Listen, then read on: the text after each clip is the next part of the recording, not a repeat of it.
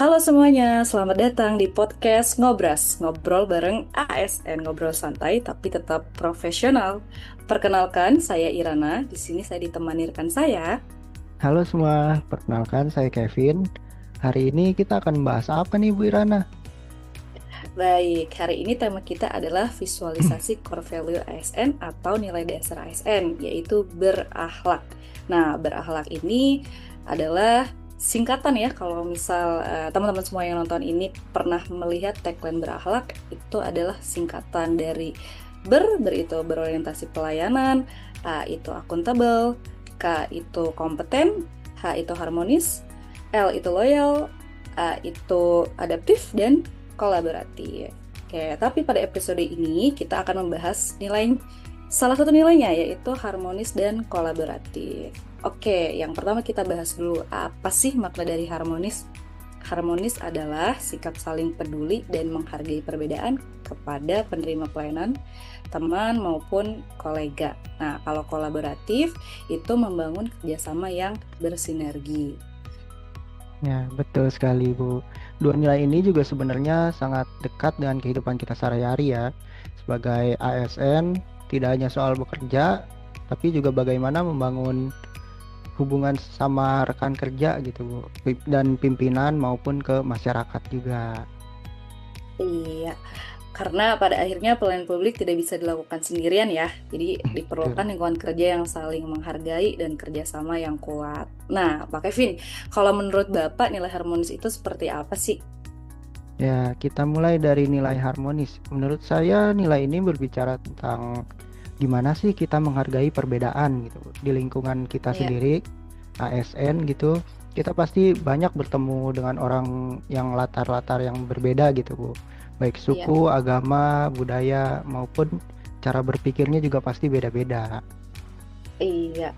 Nilai harmonis ini bermakna saling peduli dan menghargai perbedaan ya. Jadi tidak hanya Betul. kepada penerima pelayanan tetapi juga kepada kolega di lingkungan kerja kita. Nah, kita coba nih contoh penerapannya dalam lingkungan kerja. Saya ya sebagai dosen ya, itu mahasiswa itu kan banyak ya latar belakangnya, mulai dari agama, budaya, dan karakter ya yang berbeda-beda karena mahasiswa itu kan pasti berasal dari kota, bahkan dari pulau-pulau yang berbeda-beda gitu ya. Nah, kita tuh harus menghargai perbedaan itu semua. Kita tidak boleh membeda-bedakan. Contohnya, karena saya sebagai dosen, mungkin pada saat pembagian kelompok tugas atau kelompok piket gitu ya, jadi kita harus menyamaratakan gitu ya, tidak boleh membeda-bedakan. Nah, kita sebagai pengajar tidak hanya membentuk lingkungan yang harmonis, tetapi harus mencontohkan juga nih, memberikan Hmm. wawasan, mengingatkan kepada mahasiswa ya bahwa dasar kita dari latar belakang yang berbeda-beda itu kita tidak boleh saling membeda-bedakan ya. Terlebih lagi kalau zaman sekarang itu lagi musim ya pembulian gitu ya. Nah, kita itu harus uh, memberikan contoh atau memberikan ilmu kepada mahasiswa kita tidak boleh seperti itu karena kita harus saling support satu sama lain ya apapun situasi dan kondisinya seperti itu. Jadi kalau Pak Kevin sendiri bagaimana nih contoh penerapannya? Pak Kevin ini Ya, sebagai pengelola lab ya. ya betul Bu. Ya, Untuk saya sendiri sebagai laboran itu paling menjaga hubungan kerja dengan dosen itu harus baik, tidak hanya dengan dosen, mahasiswa, dan juga rekan ya, kerja di lingkungan laboratorium itu pasti harus saling support gitu, Bu. ya, Dan juga ya. kita juga harus bersedia membantu mahasiswa pengguna laboratorium gitu Hmm, yang mengalami kesulitan, kita juga hmm, harus membantu tanpa melihat apa itu agama atau ya, gender atau sebagainya gitu, Bu. Lalu iya. dalam refleksi saya pribadi, nilai harmonis ini juga penting sekali gitu, karena Hmm, konflik-konflik yang kecil itu seringkali muncul dan dari hal-hal yang hmm, kecil ini adanya perbedaan pendapat itu pasti terjadi gitu Bu. Jadi hmm. ada perpecahan dari situ gitu. Nah, di situ peran kita nih ya sebagai ASN Betul. diuji ya. Apakah kita mampu tetap profesional gitu ya, menghargai orang lain, mencari solusi bersama tanpa memperbesar masalah gitu ya. Nah, biasanya kalau wanita ya apalagi ibu-ibu nih ya. Kalau ibu-ibu kan biasanya banyak menggunakan perasaan gitu ya. Betul, Bu. Kemudian gitu. Kalau bahasa zaman sekarang tuh baperan. Nah, itu tuh Nah, yang menjadi tantangan, hambatan ya kita sebagai wanita ya atau ibu-ibu untuk menerapkan nilai harmonis ini. Nah, selain itu juga menurut saya harmonis itu berkaitan dengan sikap empati gitu ya. Jadi kadang kita perlu memahami perspektif atau sudut pandang dari orang lain gitu ya. Jadi sebelum kita memberikan penilaian, kita harus memahami dulu nih sudut pandang dari orang lain itu seperti apa gitu. Intinya eh, berbisalah yang penting atau ngomong yang penting, bukan yang penting ngomong gitu. Gitu iya, ya. betul sekali, Bu. Ketika empati kita muncul, hubungan kerja juga pasti lebih sehat dan produktif gitu. Iya. Semoga kita semua juga menjadi ASN yang selalu menerapkan nilai harmonis ini ya, Bu. Iya, amin. Setuju ya. Jadi kita suasana kerja sudah harmonis, maka akan lebih mudah bagi kita untuk membangun kerjasama yang baik. Nah, Tuh. disinilah nilai berikutnya berikutnya nih yang akan kita bahas nih, yaitu kolaboratif ya. Nah, kalau nilai kolaboratif gimana nih Pak Kevin? Oke, sekarang kita masuk ke nilai kolaboratif ya. Kalau Iya. harmonis itu kan lebih ke hubungan antar individu nih. Kalau Mm-mm. kolaboratif berarti lebih menekankan pada kerjasama dalam mencapai tujuan Mm-mm. gitu ya.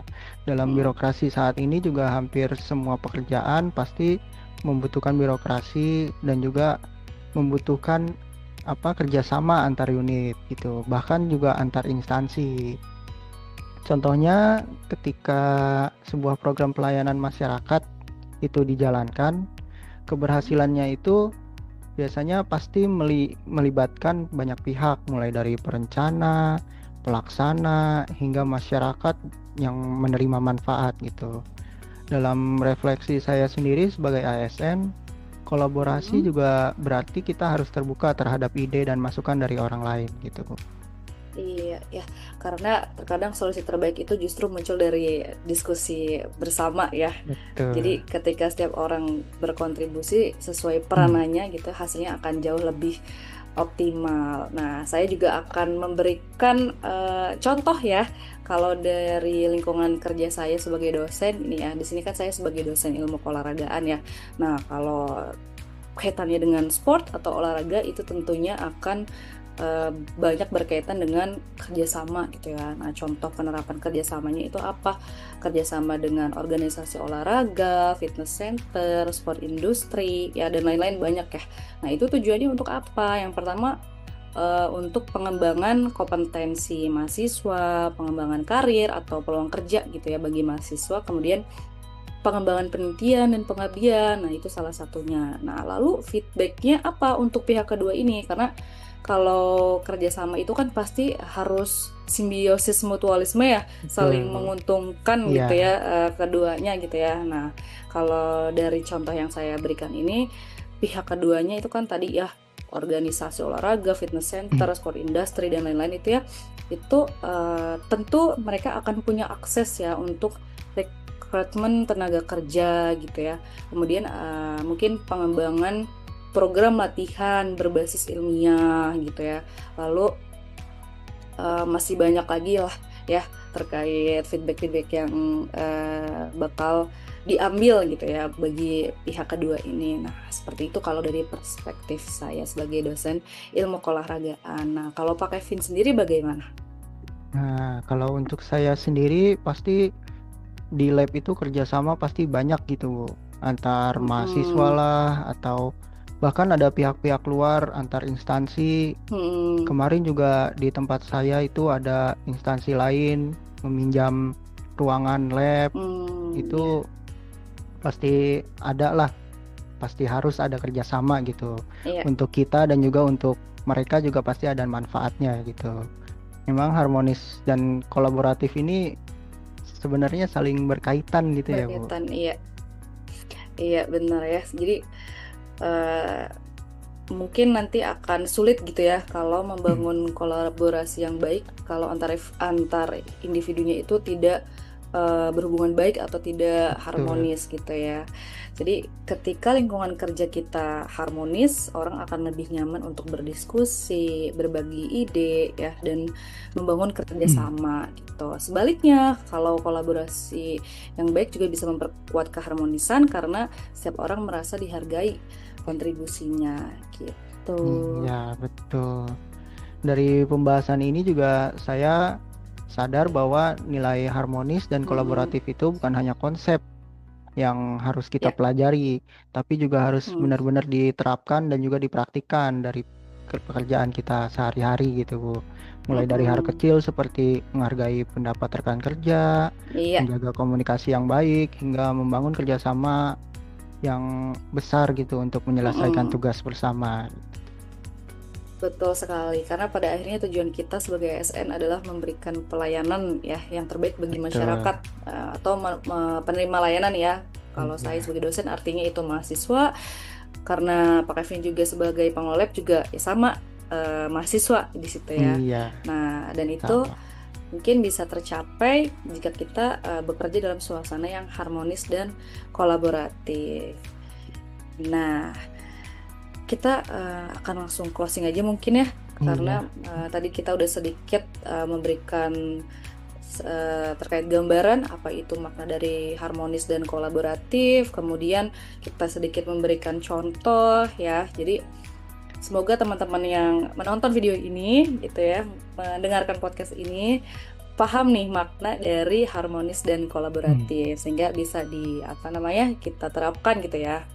Oke, terima kasih sudah Iya, terima menonton kasih. ngobrol, sudah mendengarkan ngobrol. Sampai ketemu di podcast selanjutnya. Bye bye. Bye-bye.